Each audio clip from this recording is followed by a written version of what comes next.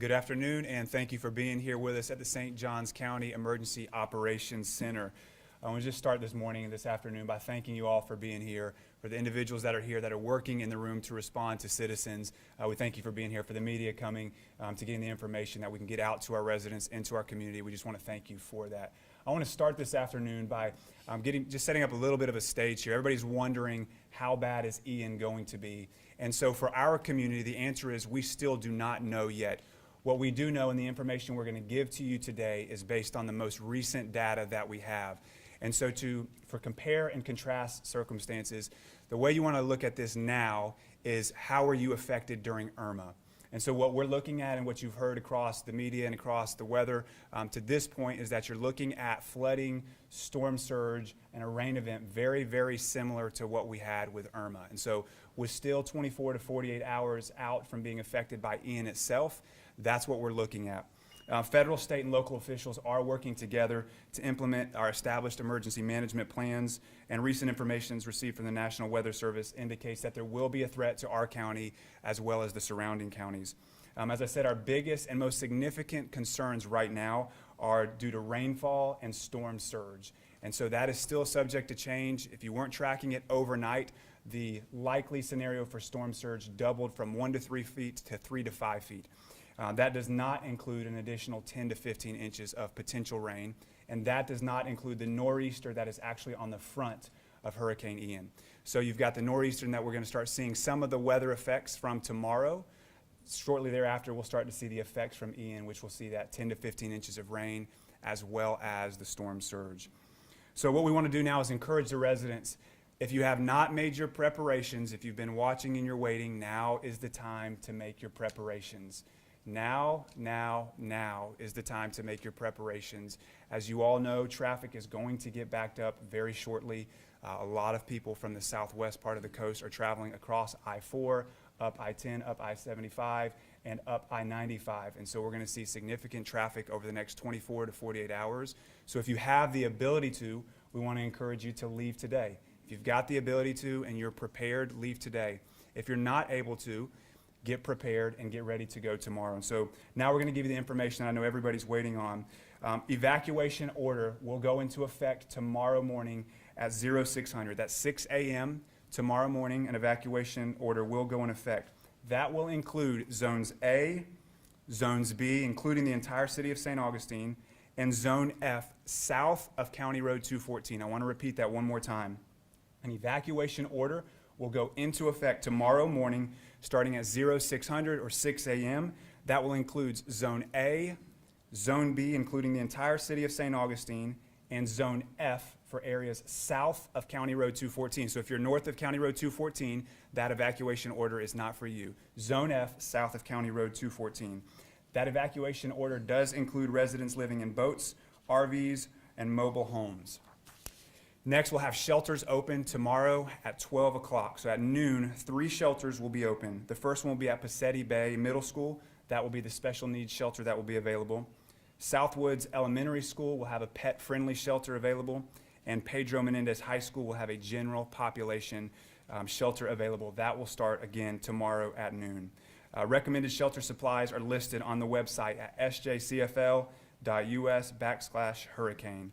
The county is also prepared to open additional shelters as necessary. For St. Johns County governmental offices, we will be closed tomorrow through Friday, so that will start Wednesday through Friday, and the Emergency Operations Center will be in effect for 24/7 beginning tomorrow morning at 6 a.m. At this point, I'm going to turn it over to the sheriff, and then the superintendent will be here as well, and then we'll take some questions. Sure.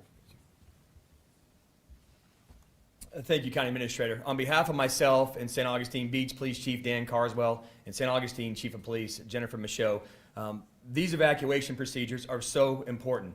If you were here for Irma, and I know a lot of you were not, but this is important that you would heed to the warning of law enforcement, first responders, and our Emergency Operations Center.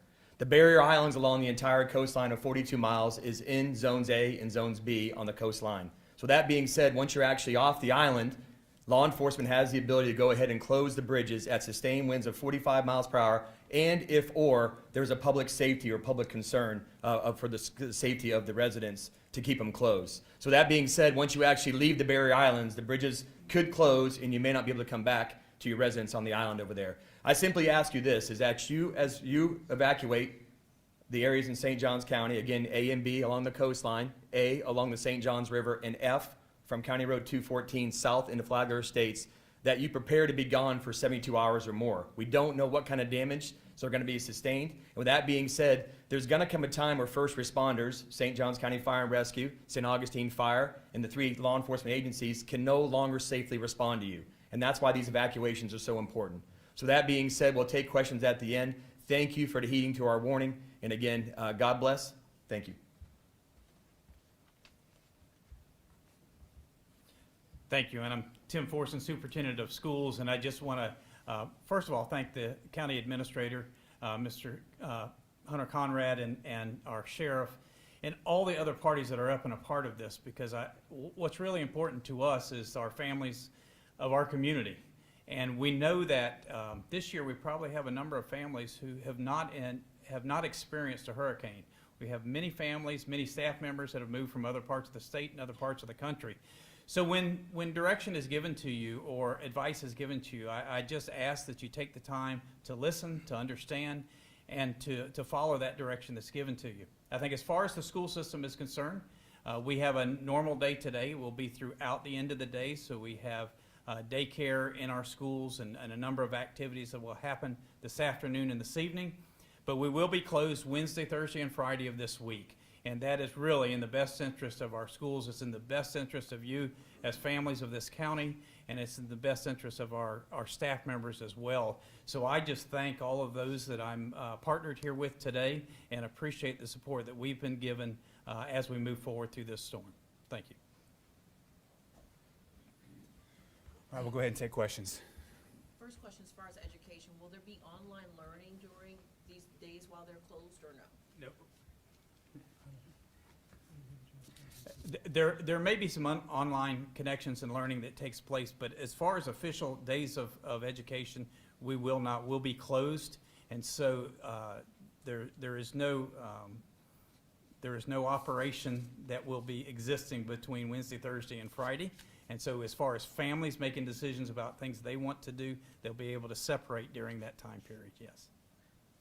And approximately for this evacuation, this may be a question either for the administrator or for the sheriff, approximately how many people will need to evacuate from those zones? Mr. Giamacco.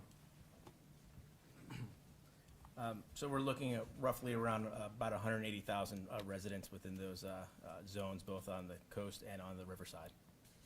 And in telling people to evacuate, how far north or how far west are you suggesting for people to go? So we're not suggesting that you travel hundreds of miles. We're trying to show people to get tens of miles, get out of the evacuation zone areas, go to a safe, high location. If you have family or friends in the area, just not in the evacuation zone, those are the places we want you to go. There's no need to drive hundreds of miles to get out of the area. I don't know who would be best to answer this. Can you talk about what decision-making processes went into deciding the evacuation order? What things are you guys seeing right now with the hurricane that led to this decision? Sure. So obviously we take the most recent data that we have from the meteorologists and those who are experts in the weather. We look at previous storm events, what have occurred. We look at the timing with the school system. We look at what's the burden to law enforcement to be able to get people adequately moving off of the roads. And we take all that information as a team and we sit down and say, okay, what do we need to do to make sure that people aren't stuck when they need to go? That also includes all that's going on south and west of us, right? As those people are traveling out, we've got to consider how quickly people are moving from the south and the southwest, as well as we consider moving people forward and out of the community. Any other? Just one more thing that I left off. Also, I mentioned that the county facilities will all be closed Wednesday through Friday. That includes the city facilities as well.